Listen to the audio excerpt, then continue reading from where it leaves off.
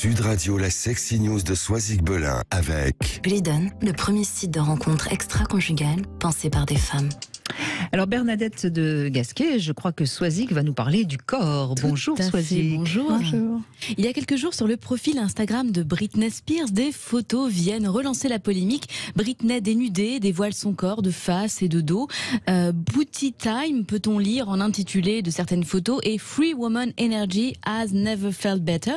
C'est elle-même qui prend ces photos face à un miroir. Des emojis viennent camoufler des parties sensibles, interdites sur ce réseau social, des parties que ces interdits ont tendance du coup à teindre de honte. Britney se fout du scandale, elle en est totalement imperméabilisée, elle reprend le pouvoir sur son corps, elle choisit de l'exhiber pour se délivrer d'une mainmise familiale qui lui a longtemps tenue prisonnière. Vous souvenez-vous de ce moment incompris quand Britney, sex symbole, décide de se raser la tête. Cette fois-ci aussi, elle reprenait le pouvoir sur son image. Une fois de plus, cet empouvoirment passé par son corps. Le corps, My Body, c'est le titre du livre d'Emrata, surnom donné à la mannequin Emily Ratajkowski. Souvenez-vous, c'est le clip Blue Red Line de Robin Thicke avec Pharrell Williams et T.I. Nous sommes en 2013, le single est resté 6 semaines numéro 1 des ventes. Emrata raconte le tournage de ce clip, le comportement du chanteur, mais aussi la bonne ambiance de départ qui règne sur ce plateau. Elle s'amuse nue dans la version censurée et quasi nue dans la version non censurée. Un clip qui provoquera tout de même une polémique, puisqu'on y verra un appel au viol, aux violences conjugales. Il faut aussi y voir un humour absurde et c'est ce clip qui la propulse star internationale. Alors son essai paraît cette semaine aux éditions du Seuil et cette jeune femme y dévoile son intimité. Finalement, c'est la première fois qu'elle le fait malgré le nombre de photos dites aguicheuses, sensuelles, sexuelles qui composent son profil Instagram. Ici, elle se confie à ceux qui accepteront de la lire et de voir au-delà de sa plastique. La femme qui doute, la femme qui se contredit parfois comme nous le faisons toutes, la femme qui, comme Britney Spears, une de ses modèles, a décidé d'utiliser son corps pour faire de l'argent. Aïe, alors je sens que cette phrase va piquer l'oreille de certains et certaines. On ne parle pas de prostitution, mais de mannequinat, de gestion des réseaux sociaux. Ou pour vendre un bikini, quoi de mieux finalement que de le porter de façon sexy. Émilie raconte d'ailleurs dans un passage que pour promouvoir sa marque Inamorata Woman, elle se fait prendre en photo par son compagnon et les minutes et heures qui suivent, elle les passera à checker son téléphone pour vérifier donc le nombre de likes, le nombre de commentaires, le nombre d'abonnés gagnés sur le compte de sa marque et le nombre d'abonnés qu'elle aura perdu sur son compte personnel à cause de cette photo promo sexy et suggestive. Voilà la dure loi du capitalisme. Observer les réactions de ses followers, c'est comme une drogue, c'est grisant, cela dénote un pouvoir acquis grâce au travail de son image. Elle le dit très justement. Être capable de gagner ma vie avec ma propre image n'aurait pas dû être une cause de gêne, d'après moi. Elle écrit une autre phrase qui démontre le pouvoir capitaliste qu'elle associe à son corps. J'avais les preuves photographiques de ma valeur. Certains vont paraître horrifiés de ce genre de discours, par ce genre de discours. Et pourtant, si c'est son choix, il y a à mon sens aucun problème à cela. D'autant que lorsqu'elle doute finalement, c'est à cause du regard moralisateur que la société pose sur elle. Pour cela, il suffit d'aller regarder son compte Instagram et lire les commentaires insultants au milieu de ceux qui l'encensent. Comment ne pas douter lorsque vous attisez tant les convoitises, la jalousie que la haine et les incompréhensions? Certaines femmes veulent lui ressembler, d'autres la redoutent, les hommes la désirent et d'autres la méprisent, ou peut-être est-ce les deux à la fois. Mais pourquoi tant de haine? Elle le dit. Je voulais avoir mon buzz Instagram, vendre des bikinis, tout en exigeant d'être respectée pour mes idées, mes choix politiques et tout sauf mon corps. Voilà ce qu'un follower lui répond. Les hommes aiment le mystère, arrête de montrer ton corps et quelqu'un peut-être commencera à t'écouter. C'est bien connu, la nudité rend sourd. Le proverbe « sois belle et tais-toi », ce monsieur en a fait son mantra. Emrata a décidé de jouer de ces calomnies. C'est son empowerment. Elle se définit comme féministe et certaines crieront aussi à la tromperie ou à la perdition. Seulement, jusqu'à preuve du contraire, un des slogans du mouvement était My Body, My Choice. Elle a le droit de choisir d'en faire un objet marketing, de se dénuder, de dévoiler certaines facettes de sa vie privée, de se montrer nue enceinte. Il faut juste savoir que derrière ces choix de dévoilement, il y a une maîtrise, une intention, une volonté de vendre quelque chose, de dire quelque chose, de partager quelque chose avec avec ses followers qui la font vivre. Hein. Alors, pour certains, évidemment, puisque le système d'influence sur les réseaux sociaux nécessite une base de fans solide et un flux constant.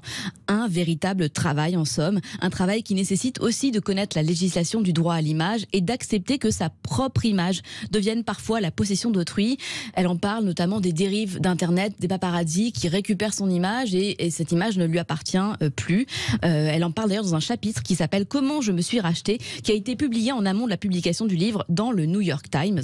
Alors, je suis tombée follement amoureuse de cette jeune femme. Je vois ça, oui. Voilà. Je vous conseille d'aller voir son compte Instagram. Enfin, je veux dire, quand on parle d'empowerment et de rapport au corps, c'est un véritable modèle. Mais ce que je trouve intéressant dans votre chronique, Soisig Belin, c'est qu'au fond, on n'a rien à changer, quoi. C'est-à-dire, il y a 30 ans, une femme qui posait nue pour Playboy, on l'a traitée de pute ou de salope. Et puis là, Émilie, c'est sur les réseaux sociaux qu'on la traite de tout. Voilà. Et au fond, rien n'a changé. C'est-à-dire qu'on a toujours ce combat entre femmes, et les hommes doivent bien rigoler, entre les femmes qui considèrent que se montrer nu, c'est quelque part dégradant. Voilà. Et puis, enfin, vous êtes d'accord, Bernadette de Gasquet, oui. Rien ne bouge finalement. Non, ça change pas. Mais cette peur, pardon, excusez-moi, cette peur en fait, enfin, je pense que ça dénote une peur. Moi aussi, ça m'est déjà arrivé, hein, j'avoue, de regarder une femme nue, d'observer son corps, de me dire quand même que c'était une bombasse et pas de l'insulter, mais de ne pas comprendre pourquoi elle se mettait en avant. Bien évidemment que je comprenais pourquoi elle se mettait en avant, mais ce qui me gênait, c'était pas qu'elle se mette en avant et qu'elle soit belle. Ce qui me gênait, c'était un rapport, c'était moi en fait le problème. C'était de la voir elle et de me sentir en compétition avec elle, parce qu'on nous a appris à être en compétition en tant que femme, et ça effectivement les hommes doivent nous regarder et bien se marrer en fait. Cette compétition elle est permanente et c'est ça qui fait qu'il y a des espèces de jalousie et qu'on voit des emojis vomis quand elle poste une photo sublime d'elle enceinte. Où est le problème en fait ? Je vous ai coupé, excusez-moi. Non, ce qui a changé, c'est la démultiplication instantanée des choses, quoi. Oui, c'est que la guerre, elle éclate tout de suite, quoi. Mais elle a toujours eu lieu, quoi. Voilà, mais bon, un Playboy, d'accord, même s'il y avait beaucoup de gens qui le lisaient, mais là, quand on poste quelque chose, le nombre de gens à qui on s'adresse et qui sont si différents... Je peux vous assurer qu'en 78, 19, quand je tournais des films porno, j'avais autant de haine. Alors c'était pas sur les réseaux sociaux, mais c'était pareil. Et voilà. Et je crois que c'était comme ça certainement à l'époque des courtisanes. Ça a été toujours comme ça. Et c'est ça qui est quand même intéressant, c'est de voir que finalement, malgré ce féminisme qui quelque part aide beaucoup de femmes, parce qu'aujourd'hui chaque femme a le droit d'être libre, on se rend compte que de toute façon il y a toujours d'un côté les madones et de l'autre côté les putes, quoi. Et ça je trouve ça fou, parce que moi personnellement j'ai autant d'admiration pour une femme qui a eu envie d'avoir 5 enfants que pour votre cette Émilie. Chaque femme, à partir du moment où la femme est heureuse, qu'elle fasse ce qu'elle veut de sa vie, Oui, mais je pense qu'effectivement par rapport au pouvoir, quand une femme va utiliser son corps comme moyen de pouvoir, ça va être tout de suite interprété sur un certain registre. Beaucoup plus qu'un homme. Oui, mais il n'y a pas autant de rivalité dans la gente masculine. Il y a bien sûr aussi des rivalités, mais je veux dire, il n'y a pas...